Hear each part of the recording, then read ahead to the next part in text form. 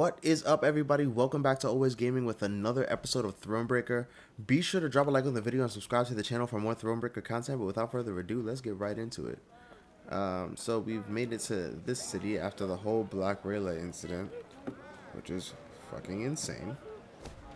Your Grace, the owner of this trading post, a dwarf named Bronco Dahlberg, has invited you to browse his wares. How shall I respond? Okay, so he wants to take 1,000 gold for 640. No. I will sell him 400 wood though. Yes. Right. The Queen noted a building with unusually lavish ornamentation, including shining bronze roof tiles and glistening rock crystal window panes. An important clan dwelled there, Gabor explained. The Breckenrigs. Could you introduce me? Meve asked. Perhaps I can convince them to intercede with Bruver on my behalf. The clan head, Iva, invited Meve to an exquisite feast. But when she broached the subject of the war raging just outside Mahakam's borders, the dwarf changed the subject at once. Looking around the interior, Meve quickly understood why. The walls were ordained with Nilfgaardian tapestries and rugs. Gifts from friendly Imperial envoys, no doubt. Meve prepared to leave, convinced she had wasted her time, when someone clasped her shoulder and pulled her into a darkened room. Her kidnapper turned out to be a young dwarf. Female, it seemed, dressed in her nightshirt. Yo, she has a whole beard. She introduced herself as Iva's daughter, Eudora Breckenrigs, and openly admitted she had eavesdropped on Meve's dinner conversation. Listen, me dad's stubborner than an old goat, but I'll convince him to help ye. For a wee favour, that is. What? I want you to steal something from the clan archive. Historiae Mahakamorum, 'tis called. See, me dad won't let me betroth me sweetekin Zoltan. Says the codex forbids marrying a dwarf who's left the mountains. But there's precedent. Just such a case described in that document. If I can show it to Da, he'll have to change his mind. Meve felt sympathy for Eudora and wanted to help her, especially considering the favor Eudora could do her in return. But she fully realized if her attempt to break into the archive ended badly, it would result in a tremendous scandal Bruver Hoog would not soon forget. Yeah, let's accept the offer. The pot's worth the play, I believe. Fine. I accept your offer. They then shook hands, sealing the deal. Meve had to bite her tongue to stop from crying out, for the young she-dwarf had the grip of a brawny blacksmith. Meve returned to her company, and, massaging her sore hand, presented Eudora's offer. Gascon volunteered for the task at once. Thievery's the right my man for forte. the job. Dwarves won't notice a single mothball out of place. Gascon snuck into the archive under the cover of darkness. Just as he was tucking Eudora's desired document into his cloak, he heard dwarven boots clanking down the stairs. Damn it! Gascon swore. I can't let them catch me. Oh shit. Am I gonna have to fight without everybody? At the campfire, Gascon had proclaimed himself a true master of stealth. He claimed he could cross the Novigrad market in full light of day, wearing naught but a justice cap with bells, and not a soul would notice. Well, the time had come for the Duke of Dogs to show his bark and some bite. To escape, move Gascon light-footed to the bottom right corner of the field. Move Gascon using your leader. This battle only lasts one round. Alright, let's see here.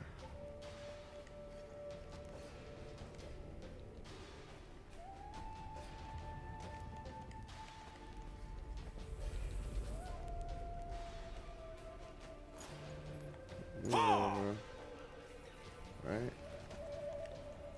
And we're gonna force one to turn around. I've done this like 3 times, guys. You'll so I'm not gonna explain the whole thing again. I'm not gonna read every card again. You'll get it as I'm going along. Maybe you can read the cards as I'm using them. But yeah, I'm gonna force him to turn around. Who's there? Right. Then move again. Move No. Now we wait, because they're gonna move on their own, right? Now if I move, does he turn around? He just turns around, right? He doesn't actually move. Beautiful. Now I move down.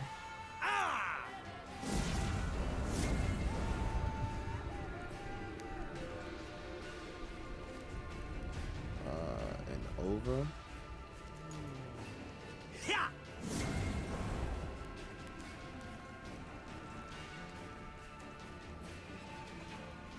And over.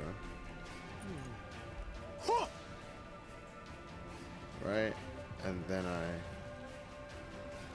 force him to turn back around. Then they can go. Okay, so I got 3 moves now. So what we're gonna do is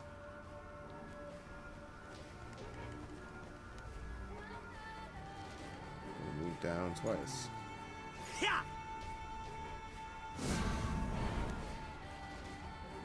Move down again. Alright. Then move over once, and we should be good, honestly.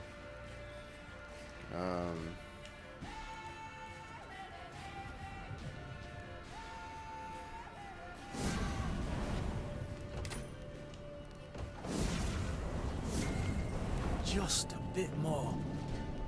Yep, we made it. Easy as pie. Victory.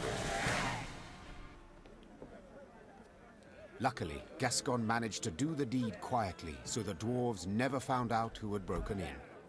As agreed, Meve handed Eudora the stolen document. Ha! The dwarf shouted, raising the parchment in a triumphant gesture. Da can't do nothing to stop her making vows now. I've got to write Zoltan right quick. Thanks. Thanks a million times over. And Eudora did her part too. Soon after, the Queen learned there'd been a gathering of the clans, and Iva had indeed spoken on her behalf. She could only hope the elder Breckenriggs had swayed Bruva Hoog as well. Alright, I mean, that's fire. I can't be mad at that. Let's see what the new card is. She actually did it, though. She came through. I had my doubts. So I was like, if she can't convince her father to marry a dude, then how's she going to convince him to go to war? Oh, this is a flag thing. Alright, permanent resilience. Whenever an ally appears, strengthen it by 1 and give it 1 armor. Order, move to the other row. No, that's not as good as what I've got.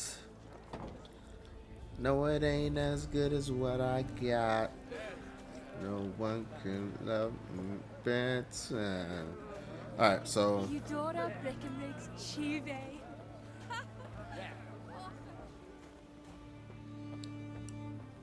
You can count on us, Queenie. Ivor'll be a wall at your back. Stout and strong. nice. Alright, cool. What's going on here? Ah, you thundering dolt! I told you to hold your horses or you'll shake the hitch loose. Oh, now you're a bleeding expert, are you? You overloaded the damn cart, that's why it's busted. A wagon lay strewn across the middle of the road. Behind it stood others, some loaded with gold, jewels, and other valuables, others groaning under barrels of pickled meat. Each dwarf had his own theory about how the accident had come about, and thundered it out to all and sundry, peppered with choice invectives. An odd caravan. Meve said. They don't look like merchants. Nah, they ain't. Gabor answered. Dwarves of the Ferens clan, carrying gifts for the Drake. Remember Keltilus? When he took roost here, Ferences fought him for near a century. Then the dragon got weary of fighting and they realised he weren't going nowheres, so they cut a deal. He didn't bother them. They give him what he needs. Well, well. And these offerings they send often?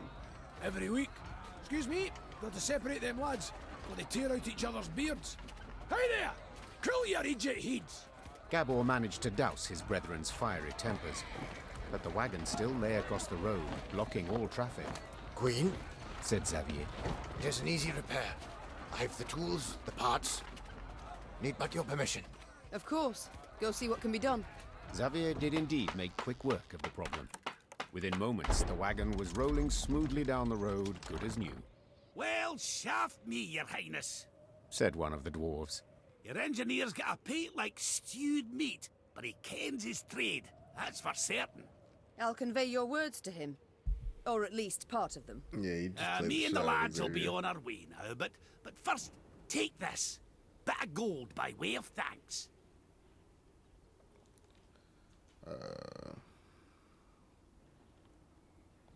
Nah, I'll refuse the gold. I appreciate the offer, but I cannot accept coin for helping a traveller in need.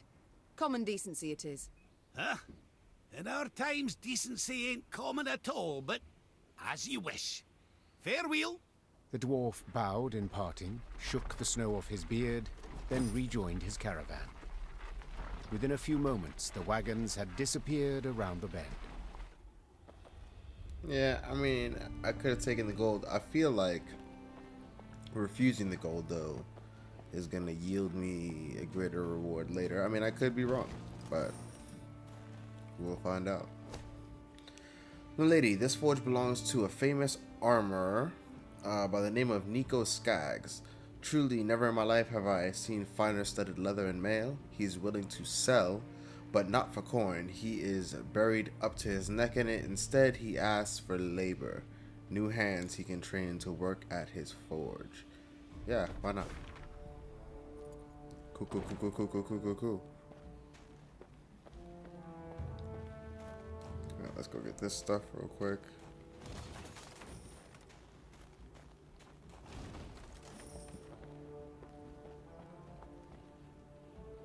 It's a nice view.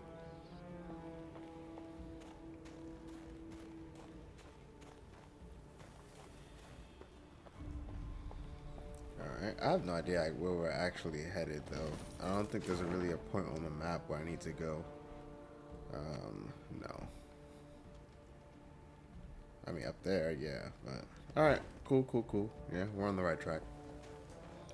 Another fast travel point. Much appreciated.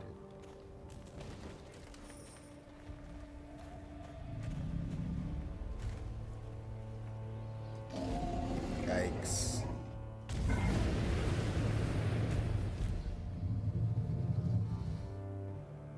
A pillar of smoke rose above the mountains, and a sooty aroma filled the air. Fire! Gabor said, then took a deep sniff. Perhaps a bolt struck some barren trees. No, Meve said curtly. I know that scent too well. All Edirn reeked of it. It's the smell of burning homes.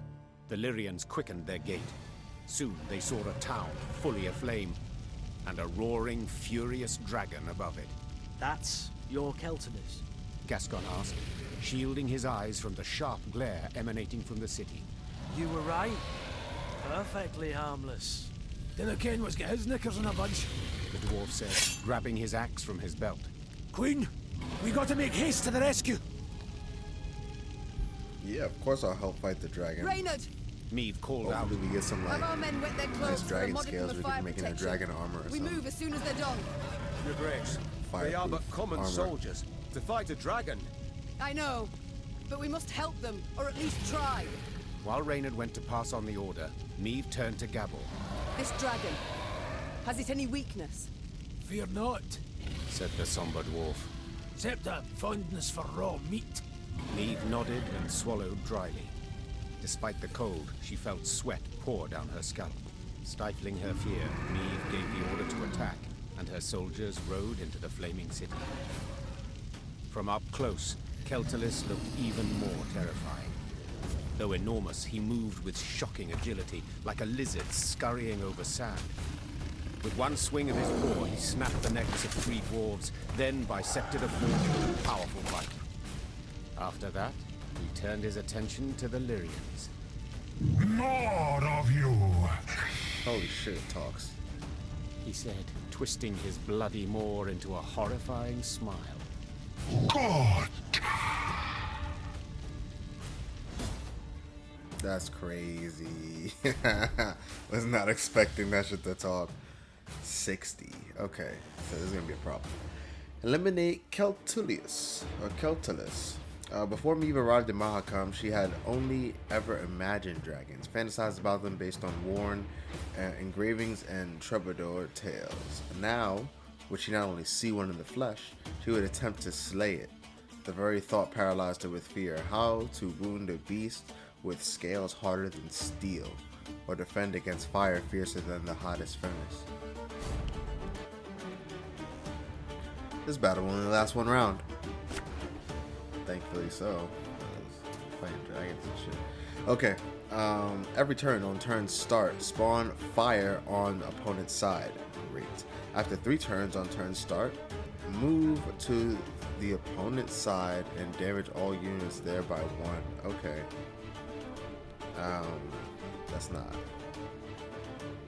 That's nothing crazy. But we do have some shit to do real quick. So what we're gonna do, we're gonna leave Knickers and the Mandrake route because no, fuck that. We'll play Knickers by himself. But what we're gonna do is, yeah, we're gonna do that. Yeah, we'll keep everything. No, because we don't have Knickers, we don't need the Mandrake route. Arguably, we don't need this either.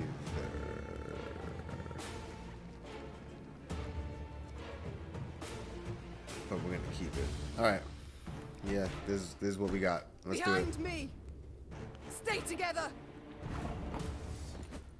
All right. So, first order of business, set fire. This could hurt.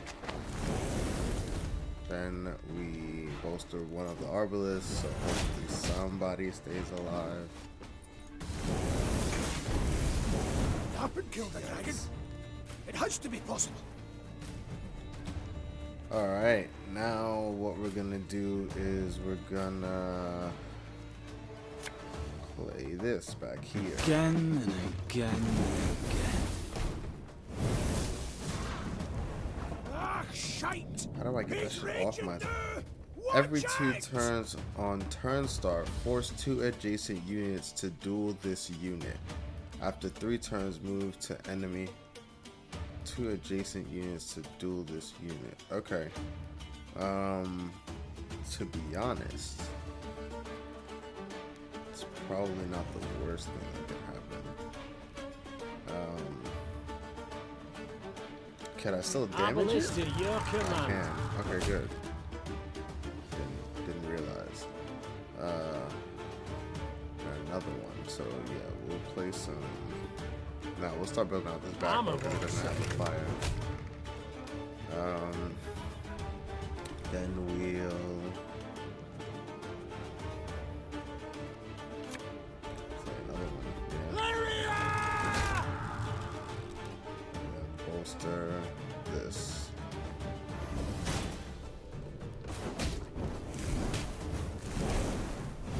Your Grace, we're taking losses. Jesus.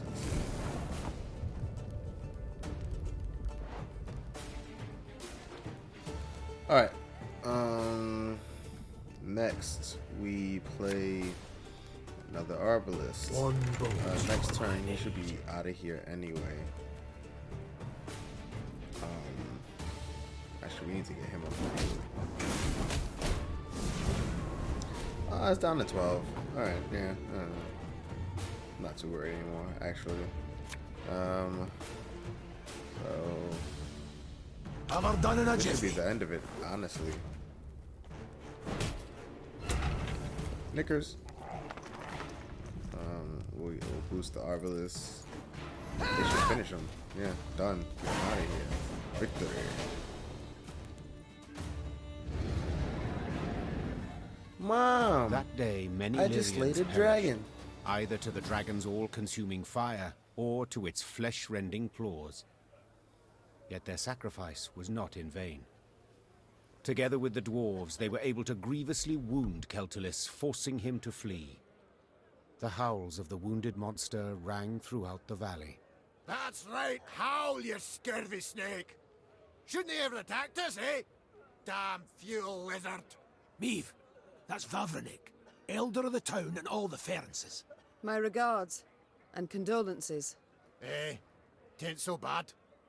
If nae for ye, wouldn't there be a stone left unrubbled? To be honest, when I caught wind some human queen come to Mahakam looking for aid, I said a crocus would sprout twixt my cheeks afore I'd vote aye on that. Gonna be a fear to look in my breeches after, but changed my mind. After what I saw today, what ye did for us, you've the support and undying gratitude of all Ferences. Thank you. Faced with a Nilfgaardian peril, that means a great deal. Forgive me for interrupting this tear-tugging scene of interracial reconciliation, but I can't hold back no longer. Vavrenik! Double shice! What happened? Why'd Keltless attack? I ken as much as ye. Meaning, squat diddly. Just flew up, started spewing flames, half the tune lit up in a flash. Sheepshank! 300 years I've been a good neighbour. What's done's done. Gotta think about the future. The Drake's just taking a breather. Gotta finish him off for he's regained form. Meaning, we haven't much time. He heals like an alchemist's pup. And the nearest guards are miles away. He'll be up flying again before they get here. Aye, that's what I thought. Perhaps, your grace, you'd, What? Jest you must. I ken you're tired through the fight, dinna want to risk casualties, etc. But remember, the beast sleeping on a bed of gold and rubies. All belonging by right to Bruther, of course. But if quibbling some wandered off, he'd nae notice. Alright. That does not alter the equation. I mean, it really doesn't, but it kind of does. Oh no, fighting a dragon once was enough. Oh, that does alter the equation. Yeah. I admit that does alter my calculations. Besides, the dragon was badly wounded. Putting it featherly, blood poured out of him like a leaky bladder. Just needs a coup de grace. Fine. I'll do the deed. Ken you'd see the light. Oi, Vavrenik, Vavrenik. This lady's gonna make your rump a regular crocus garden. Aye, Queen's doing us a great service. One that'll profit us both. So, where is Keltulus's lair? North through here. It's a vast cavern. Ye canna miss it. Meve bid farewell to Vavrenek and set out on her way. Did her way lead to the dragon's lair, you ask? Shh. Let's not spoil the surprise. I like that. I also really want to go fight the dragon just because I want to hear it talk again. Maybe it'll tell us why it attacked.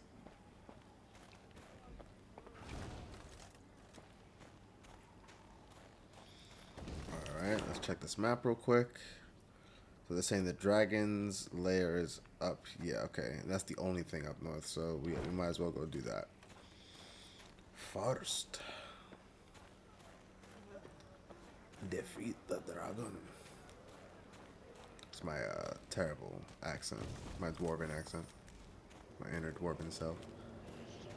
Yes, I will have my morale raised. Could use that extra 1 point.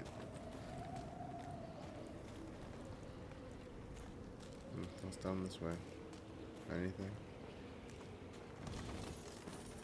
Nice. Alright. Let's go kick some dragon booty. Yeah, hopefully it tells us what's up. Keltulis' lair was indeed impossible to miss, as would stand to reason, for any space capable of containing a dragon must be enormous. The lair's maw, a black triangle cut out of a vast plain of snow, loomed from afar. Confirming the dragon's presence was the powerful odor emanating from it, one of sulfur and blood. Well then, Gascon said, ready to become a legendary dragon slayer? My father oft said, never should you count pelts till the hunt is through. Meve said, dismounting her horse. It's all the more true when you hunt dragons.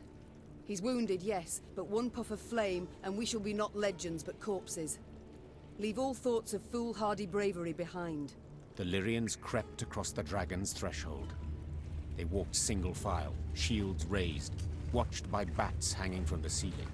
Keltalis lay curled up on a bed of diamonds and gold coins turned red from his blood. Seeing how he strained merely to lift his massive head, Meve knew the dragon no longer posed any threat. Come to finish what your poison began? The monster croaked hoarsely. Fine. Do it then.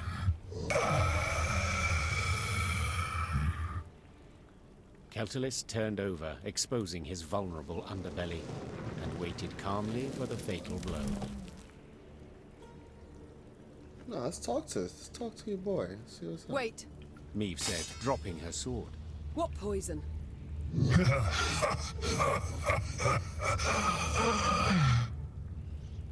Keltalis laughed while squeezing his bleeding side in pain. So they didn't tell you?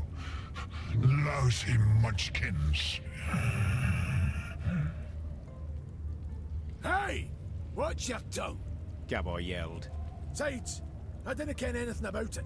Keltalis looked the Lyrians over mistrustfully with his snake-like eyes, then began to tell his tale. The caravan Meve had met on the road was different to the others. This time, Keltalis's meat had been pickled in a special brine, one spiked with poison. As the dragon lay curled up in pain, Ferenc dwarves entered his lair and smashed his ears. So if I understand correctly... Meve interrupted. You're female? Correct. Same as you. Deep-ass voice. As if on command, all Lyrian eyes turned to Gabor. Don't you look at me! We didn't peek under his, its tail. If I may. Reynard interjected. These revelations about Keltalis's sex are undeniably fascinating. But I'm more curious why the Ferences stooped to such a dishonorable deed. That's easy enough to guess. Meve said. They were afraid the dragon would soon demand more tribute to feed its young, so they decided to strike preemptively. To the Ferences' misfortune, they delivered 2 smaller doses of poison. Infuriated at the sight of the broken eggs, the dragon gathered its strength and flew to the nearest town. Meve saw for herself what happened then. And now it was up to her to decide how this story would end. The dragon had killed dozens, perhaps even hundreds, but had been provoked first by the dwarves' heartless cruelty. Did it thus deserve death or mercy?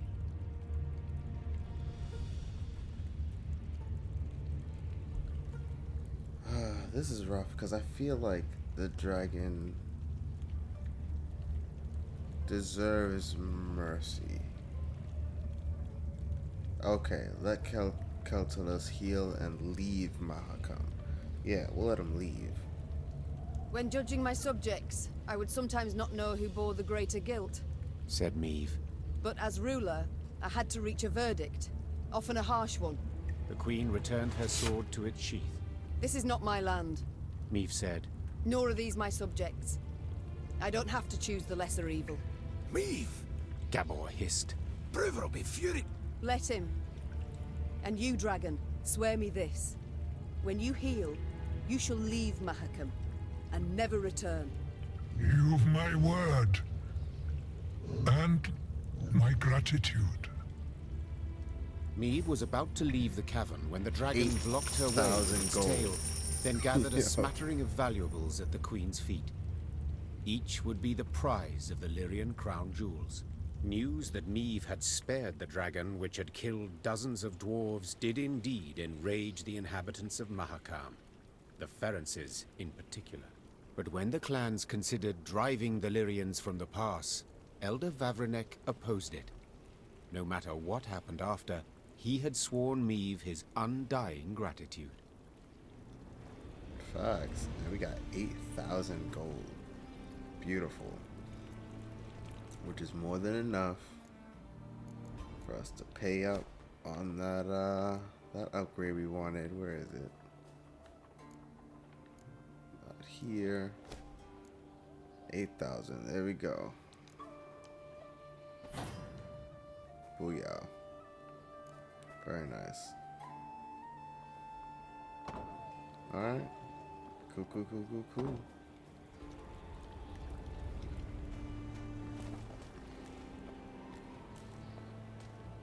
Yeah, it was the, I mean, I don't know. I can't say if it's the right thing to do if the dragon came and killed hundreds, like, but they attacked her first and killed all her children. Like, revenge is revenge. I feel it. I mean, what should have happened was she should have just came and killed the ones that killed the kids, but you know, rage and all that. Ideas, lens scout, the lens that makes an. I'm not gonna read this. You guys can pause and read this. I like clucks though. Booties for chickens. Nice.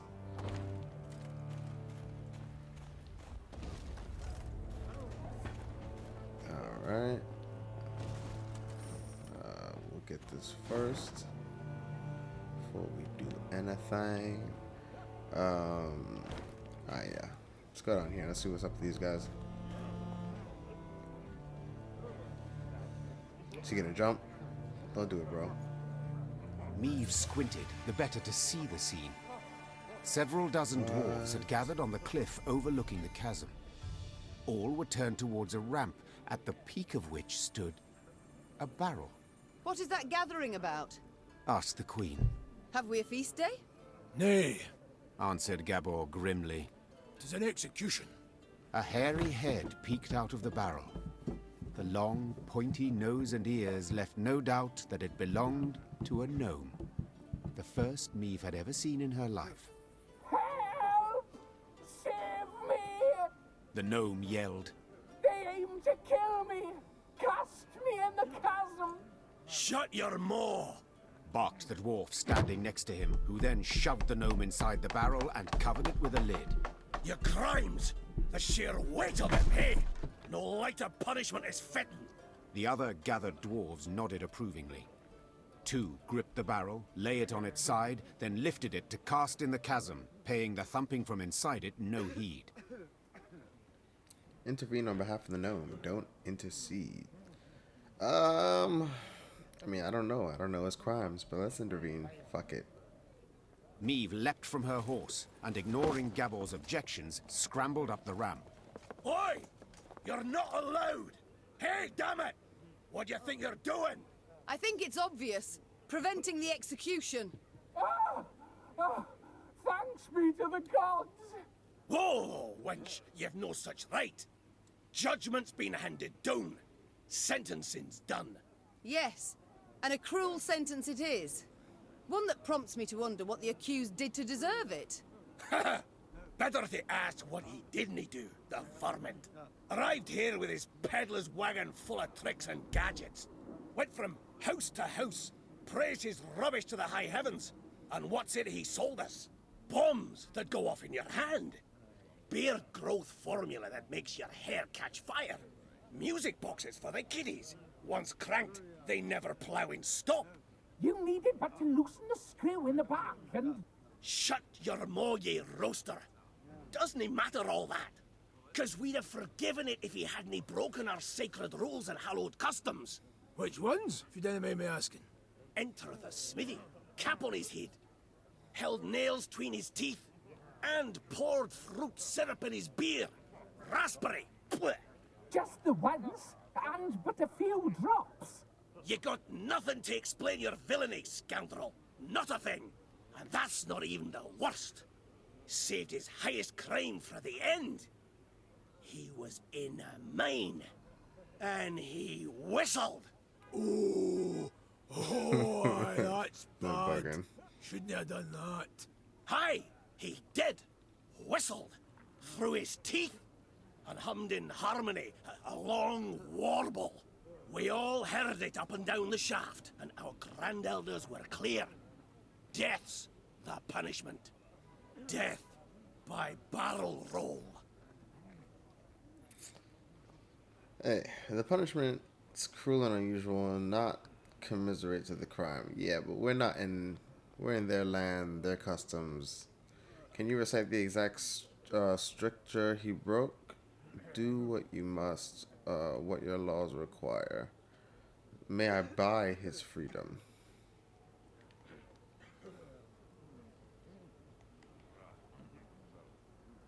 I mean, if the elders already said it, then it doesn't really matter. Your land, your laws. I shall not argue with them.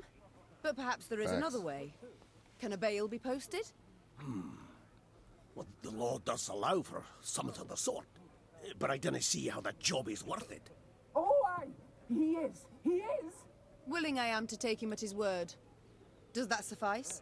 Aye. But just so's we're clear. No returns, no refunds. Now get the hell out of that barrel, you wee shite. My lady, I haven't a way to thank you. That we've yet to discuss. Perhaps first we should learn each other's names? Aye, yes, of course. Barnabas. Oh, of me. Barnabas. Barnabas Beckenbauer. To friends, Bibi. Meve, Queen of Lyria and Rivia. Queen? Cows in the corn, call me honoured. Your Majesty, obeisance due. None necessary. Protocols for use at court, not beyond it. An inventor you deem yourself. Am I right? Most assuredly. Though, truth be told, the dwarves saw no ingenuity in my craft. Seems I'm ahead of my time.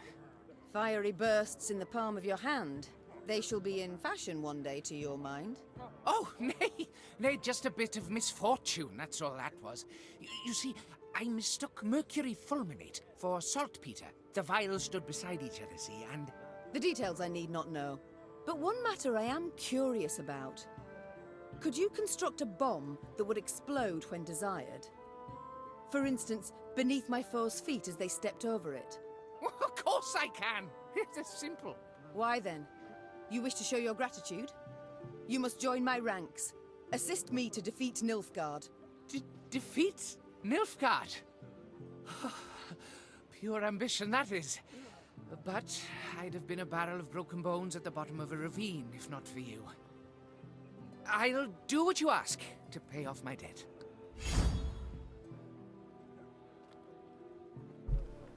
Fire. And thus, for the first time in Lyrian annals, a gnome enlisted with the This is army. going to be a really good card. I mean, And he's though only 4, Barnabas Beckenbauer was diminutive of body, this new recruit would prove his worth on more than one occasion.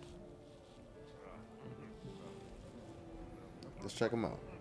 Since we lost Black Rayla, we need something.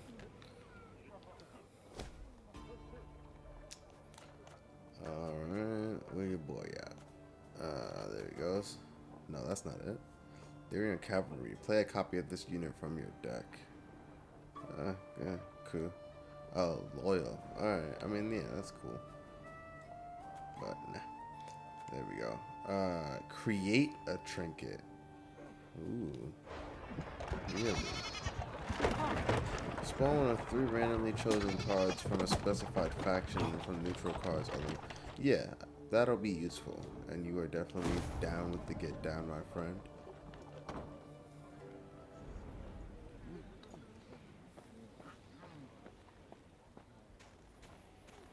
Alright. I think I'm going to end the video here, guys. We did a lot this video. We saved the gnome. We slew a dragon. Only to then save it later, and we upgraded some cards. So thank you for watching. I don't know. Next time I think we can get to, let's see how far it is. Yeah, but next time we're definitely gonna get to the main story, and I guess I'll see you guys then.